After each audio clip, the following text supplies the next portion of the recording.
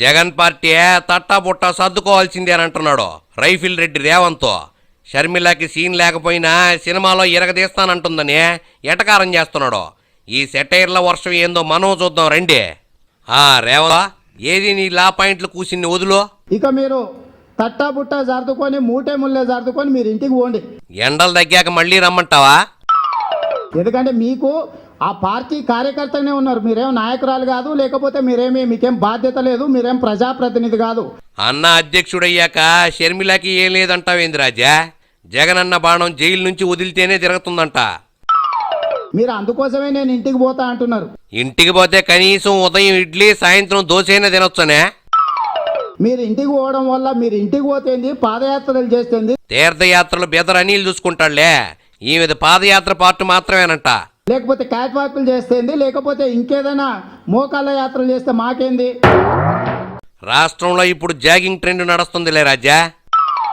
ఈ బినామీ సంస్థల మీద విచారణకు ఆదేశించమని సిబిఐకి లేఖ రాసే ధైర్యం వైఎస్ఆర్ కాంగ్రెస్ పార్టీకి ఉందా? ఎవరు గొయ్యి వాళ్ళు తీసుకుంటారా ఏంది? మీ బాబు ఆస్తుల మీద స్టే ఎత్తేమని కోరే ధైర్యం మీకుందా చెప్పు? ఏ నోరు తెరిచినా అదే కంపులే. ఈ రోజు వైఎస్ఆర్ కాంగ్రెస్ పార్టీ గౌరవాధ్యక్షురాలైన వైఎస్ విజయలక్ష్మి గారు సిబిఐకి, అదే విధంగా ఈ రాష్ట్ర ముఖ్యమంత్రికి లెటర్ రాసి కొడుకుతో పాటు అల్లుండు కూడా అక్కడికే పంపే ఏర్పాట్లు చేయమని కోరమంటావా ఏంది? భలేవాడివి బస్సు. నేను ఈరోజు వైఎస్ఆర్ కాంగ్రెస్ పార్టీ ప్రధాన కార్యకర్త అయిన షర్మిల గారికి సవాల్ విసురుతున్నా. ఆమె అక్కడ సవాలో, నువ్వు ఇక్కడ ప్రతి సవాలో. ఇదేలేదు కాదులే. జనం ముందు బిల్డప్లు మానే ముందు మ్యాటర్లోకి రండి గురు. మీకు నిజంగానే మీరు నిజాయితీ పరులైతే మంటల్లో దూకి నిజాయితీ నిరూపించుకోమంటావా? మీరు నా సవాల్ను స్వీకరించండి, లేదా మీరు కానీ, మీ బ్రదర్ అనిల్ కానీ, లేకపోతే మీ బినామీలు కానీ అందరూ కలిసి జంపింగ్ చెప్పంగంటూ డ్యాన్స్ చేయమంటావా ఏంది? రాజశేఖర రెడ్డి గారు ఉన్నప్పుడే శాసనసభలో నిలదీయడం జరిగింది 2009లో. బతికున్నప్పుడు కాకపోతే పొయ్యాక నిలదీయడానికే నువ్వేమన్నా అఘోరా అనుకుంటున్నావా ఏంది? ఆ రోజే అడిగిన మీ అనిల్ కుమార్ ఎవరని, రాష్ట్ర ముఖ్యమంత్రిని. రోజు స్తోత్రం చదివే నా ముద్దులల్లుడనే ముద్దిచ్చి చెప్పాడా ఏంది గురు?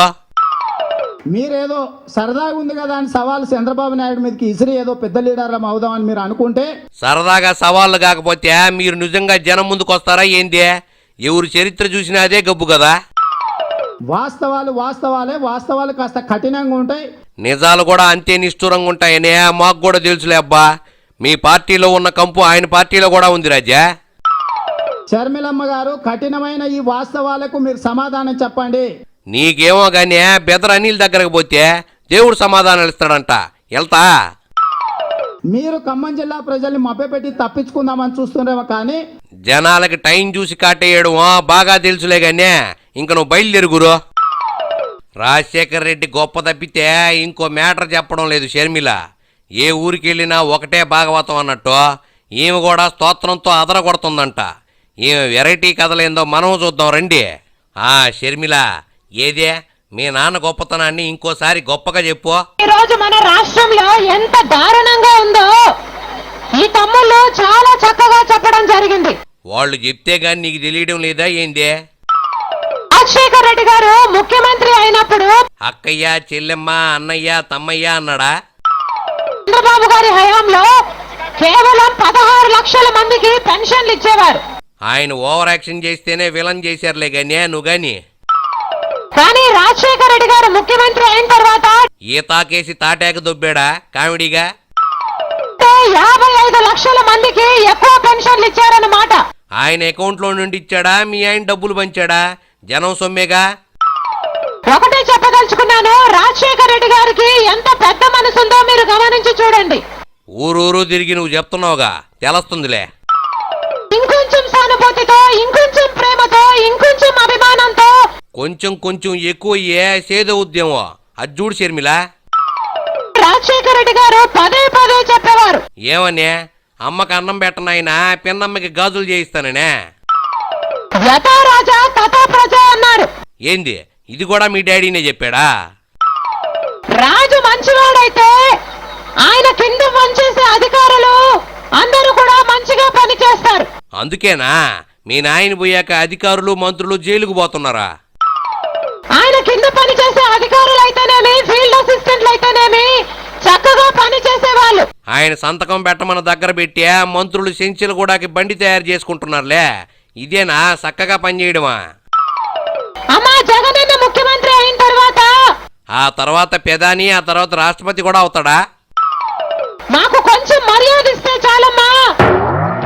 ఏదే కొద్ది మర్యాదతోటే సర్దుకుపోతా? నిజంగానే జగనన్న ముఖ్యమంత్రి అయిన తర్వాత నిజంగానే సెంచులు కూడా నుంచి ముఖ్యమంత్రి అవుతాడా? నీకు మరీ కామెడీగా ఉన్నట్టుందే. రాజన్న రాజ్యంలో జగనన్న ముఖ్యమంత్రి అయిన తర్వాత మీకు అదే మర్యాద, అదే హోదా, అదే గౌరవం. అంటే అదేనా? కొత్తగా ఏం ఉండదా తల్లి? అమ్మా మీరు ధైర్యంగా ఉండండి. రాబోయే రాజ్యము రాజన్న రాజ్యమే. ఇప్పుడు నీ స్పీచ్ని గజగజ వణకుతున్నారా?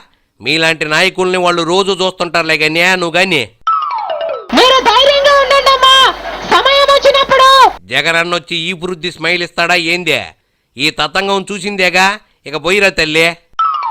పిన్ కౌంటర్లో చిన్న బ్రేక్ తీసుకుందాం.